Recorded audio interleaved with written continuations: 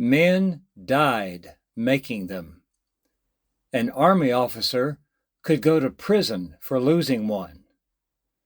A foreign buyer could purchase thousands of them, but for cash only.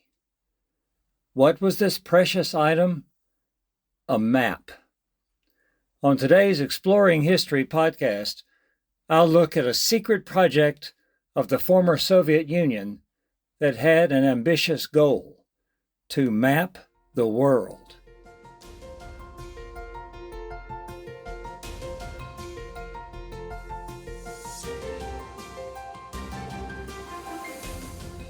Welcome to Exploring History with Ray Notgrass, a production of Notgrass History.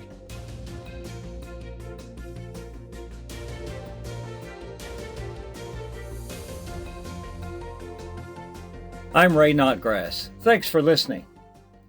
As the Soviet Union was unraveling in 1989, its military men were selling off what they had control over for what they could get.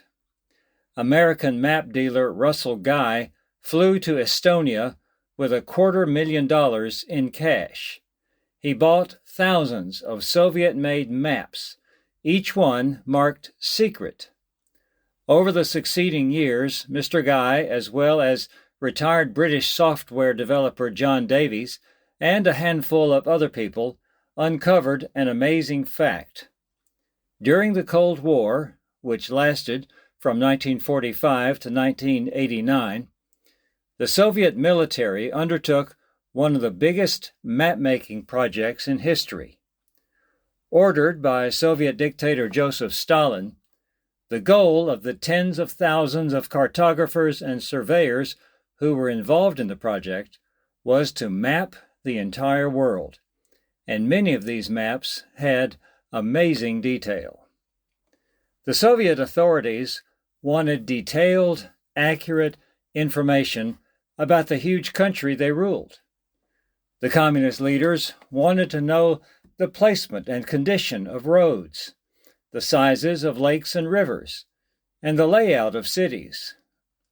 They wanted to determine the location of their natural resources and how they could develop them.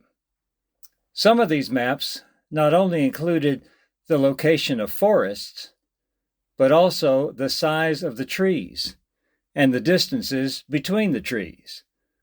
They wanted to know how they could best move people and material where they might be needed. Not all of the surveyors and cartographers survived their work on the project. One Russian surveyor reported finding a note left by a fellow surveyor on a tree trunk in Siberia in 1948 that indicated the man and his co-worker were near death. They likely did not make it home.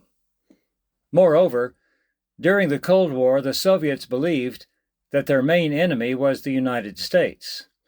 As important as information about the Soviet Union was, they believed that information about the country they saw as their primary threat was even more vital. The Russians created detailed maps of the United States, including street maps of the major cities. The maps identified buildings along the streets and located bridges, as well as the construction materials and load limits of those bridges. The Soviets considered the maps so valuable that a Russian military officer could face prison or worse if he misplaced or lost one. Where did the Soviets get such detailed information about the United States? Some of the information came from what our own government published through agencies such as the United States Geological Survey. Other information, no doubt, came from spies in our country. The Russians probably also utilized high-flying reconnaissance planes and spy satellites. The United States had U-2 spy planes flying over the Soviet Union. No doubt the Soviets had spy planes flying over the U.S. But Soviet interest in maps didn't end with the USSR and the United States. The Russians dreamed of dominating the world, so they wanted accurate maps of the entire world: cities, military installations, factories, roads, ports and airports, any information that could help if the opportunity came for them to move their tanks and troops into other countries. Again, some information was freely available, while they obtained other information by espionage. One expert on the subject of Soviet maps estimated that the Soviet military produced over 1 million maps. This is not 1 million copies of maps, but 1 million distinct, different maps, of which they made untold copies. Many of the maps show astounding details, such as the width of roads and the depths of lakes. I have seen images of some of these maps.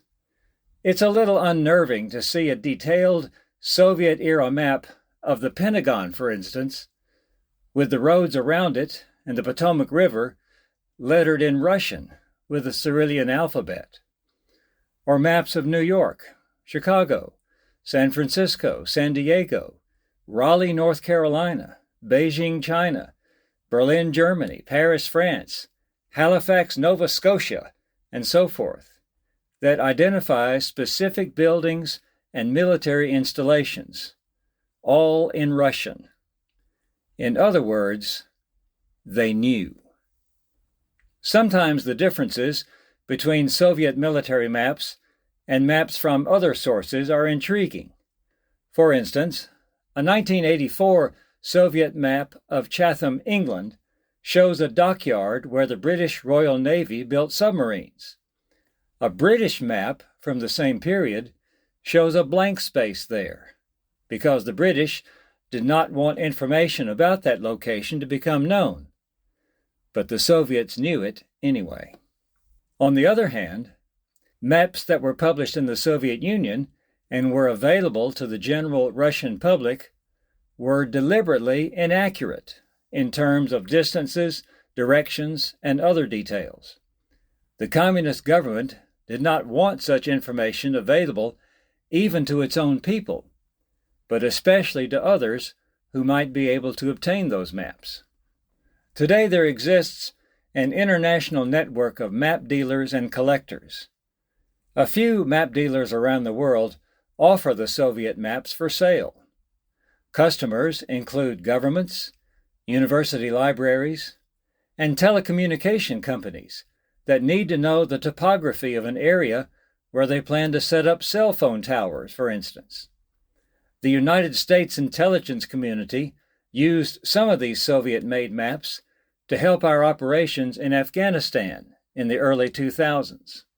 Of course, the United States had maps of the Soviet Union as well.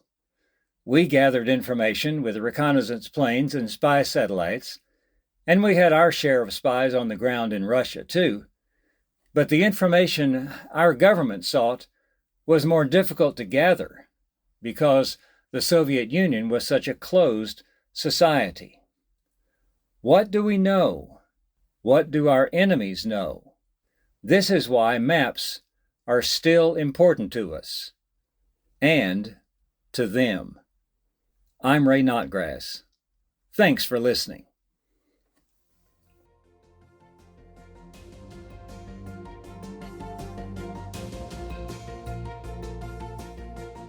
This has been Exploring History with Ray Notgrass, a production of Notgrass History. Be sure to subscribe to the podcast in your favorite podcast app, and please leave a rating and review so that we can reach more people with our episodes. If you want to learn about new homeschool resources and opportunities from Notgrass History, you can sign up for our email newsletter at exploringhistorypodcast.com. This program was produced by me, Titus Anderson. Thanks for listening.